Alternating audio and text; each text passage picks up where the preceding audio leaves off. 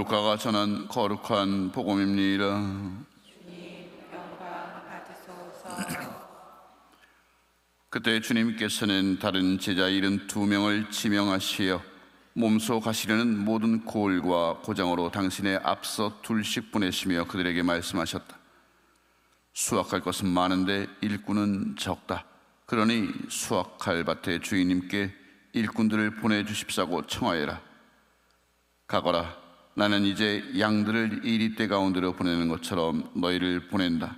돈주머니도 여행 보따리도 신발도 지니지 말고 길에서 아무에게도 인사하지 마라. 어떤 집에 들어가거든 먼저 이 집에 평화를 빕니다 하고 말하여라. 그 집에 평화를 받을 사람이 있으면 너희의 평화가 그 사람 위에 머무르고 그렇지 않으면 너희에게 되돌아올 것이다. 같은 집에 머무르면서 주는 것을 먹고 마셔라. 일꾼이 품삯을 받는 것은 당연하다. 이 집 저 집으로 옮겨 다니지 마라. 어떤 고을에 들어가든지 너희를 받아들이면 차려주는 음식을 먹어라. 그곳 병자들을 고쳐주며 하느님의 나라가 여러분에게 가까이 왔습니다 하고 말하여라. 주님의 말씀입니다. 그리스도님 찬미합니다. 자리에 앉으십시오.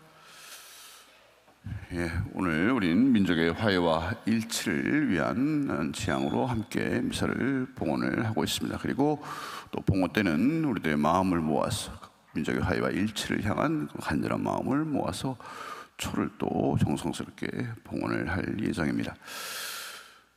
오늘 복음 말씀에서도 예수님께서 당신이 가시고자 하는 곳에 먼저 제자들을 둘씩 짝지어서 보내시면서 이제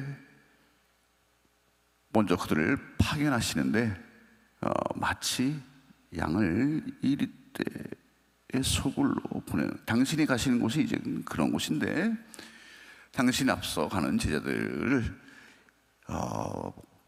이리떼 소굴로 보내는 그런 높아심을 이렇게 표현을 하십니다.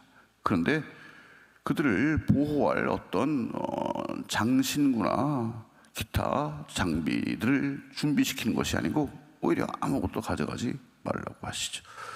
그러면서 거기서 자신들의 생존을 위해서 부지는 것이 아니라 만나는 모든 이들에게 평화를 빌어주라고 이야기를 하십니다. 그만큼 평화가 갖고 있는 그런 의미가 너무나도 크고, 당신께서 또 앞으로 만나실 그런 일들, 사람들과 세상 안에서 당신이 하시는 그 일은 바로 평화를 향한 일이라는 것을 또 이렇게 암시하고 계십니다.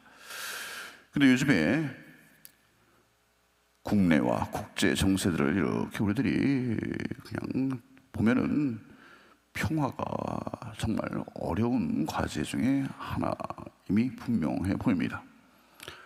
한때 자유와 평등의 나라, 기회의 나라라고, 또 우리나라를 마치 구원해준 구세주처럼 의기양양했던 그 나라의 모습을 보면 누구를 위한 자유고 누구를 위한 평등이고 누구를 위한 기회인지 우리들이 다시 한번 생각하지 않을 수 없는 상황에 이르렀습니다. 백인들에게 자유였죠.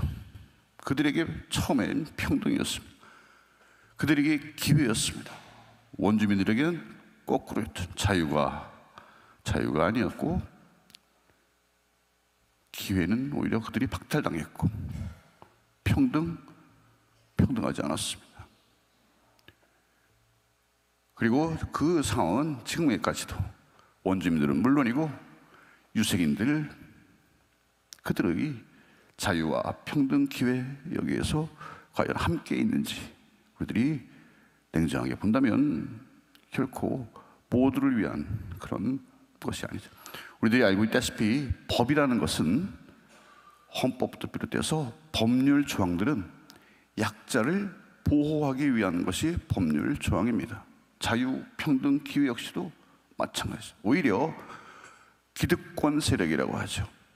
권력이 있는 사람, 무언가 힘 있는 사람, 보다도 잘 사는 사람, 이들의 입장에서는 자유, 평등, 기회 이런 말들이 귀찮은 표현들입니다. 자기네들이 누리면 최고인데 괜히 그런 걸 가지고 자기네들 귀에 피가 나게끔 잠자리 불편하게끔 하는 그들의 모습들이 어리석은 사람들, 손가락질하는 사람들을 치부가 되겠죠. 우리나라 국내에서도 역시 마찬가지입니다. 우리들은 몰랐지만 자기들끼리 온갖 특혜를 다 누리고 있었던 그 모습들이 드러나고 있지 않습니까? 그러면서 우리들은 그들을 향해서 손가락질을 하면서도 결국에는 또 요즘에 신세대의 표현을 한다면 원업이라는 표현을 하죠. 나도 또 그런 사람들이 되고 싶어서 그 사람들을 쫓아가고 있는 우리들의 모습. 그 현장에는 자유, 평등, 화해, 평화 이런 개념들이 자꾸 뒤로 오고, 그런 이야기를 누군가 하면은 불편해하고, 그리고 가능하면 좀 대충 무마하면서 묵인하면서 살아갈 것을 자기 스스로도, 우리들 스스로도 합리화하면서 타협을 하지요. 제가 지금까지 말씀드렸던 이런 개념들은 보다 더 있는 사람, 그리고 보다 더 많은 것을 누릴 수 있는 사람들이 그렇지 못한 사람들을 향해 약자, 사회적인 약자, 법률적인 약자, 생존 현장에서의 약자들, 그들을 향한 배려를 할 것을 요구하는 개념들입니다. 그렇게 될 때 평화가 서로 가깝게 이루어지고 조금이라도 더 많은 이들이 누릴 수 있는 것이지, 나만의 평화, 그것은 없습니다. 지금도 보면은 국제사회 안에서는 강대국들이 약소국들을 향해서 많은 규제를 하고, 외교 현장에서도 서로를 배려하기는커녕 굴욕적인 외교를 강요하고 있지요. 여기에 평화가 어디 있겠습니까? 오히려 정말로 누릴 수 있는 이들이 보다 더 그렇지 못한 이들을 향해서 하나라도 더, 내가 살다 보니까 이런 것도 있는데, 이런 것도 볼 수 있고 맛볼 수 있고 만날 수 있고 또 이런 현장을 걸어갈 수 있다는 것을 그렇지 못한 이들을 향해서 제시를 해주는 것이, 이것이 우리들의 참된 인성이 아닌가 싶습니다. 우리 남과 북의 현장에서도 마찬가지죠.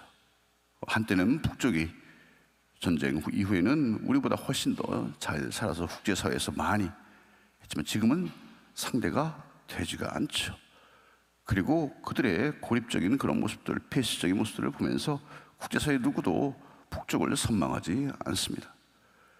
그런데 그것은 외적으로 드러나 보이는 그야말로 국가를 운영하는 이들의 모습, 우리 남쪽도 마찬가지로 그렇게 보이는 것이지만, 실제로 이제 우리 국민들, 북쪽의 표현이 인민들, 그들의 모습들을 본다면 너무나도 어려운 모습을 우리들은 볼 수 있죠. 그리고 국경의 인근에 있는 그런 다른 나라와 비교하면은 저 사람들도 한민족이야?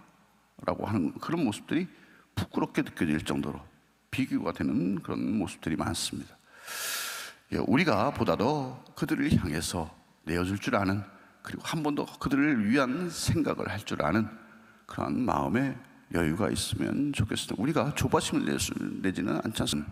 평화는 누구 어느 하는 사람이 특히 독점적으로 차지하는 그런 평화가 절대로 아닙니다.